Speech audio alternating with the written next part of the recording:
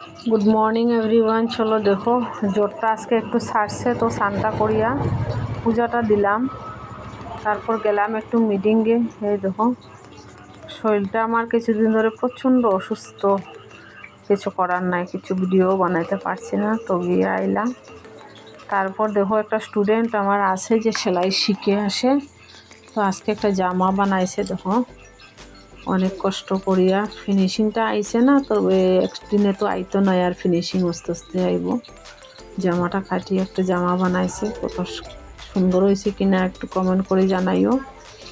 আর সবাই ভালো থাকো বন্ধুরা, আমিও মোটামুটি ভালো আছি, তারপরেও ভালো নয়, আবার জ্বর এসে পড়ে। আর কি করবো, এই দেখো সেলাই করছে এখন, পারে একটু একটু, বেশি দিন হয়েছে না আইসে। তারপর কি রান্না করলাম দেখো, একটা কুমড়া ধরছে গাছে, তো কুমড়াটা মানে নষ্ট হয়ে যাব এর লেগে ফাইরা লাইছি। এই দেখো বেসন দিয়ে বড়া রান্না করতেছি। তো আজকে ভিডিও ব্লগ এখানে সমাপ্ত করলাম বন্ধুরা, সবাইকে শুভরাত্রি, বাই বাই, টাটা, আবার কালকে দেখা হবে, সবাই ভালো থাকো।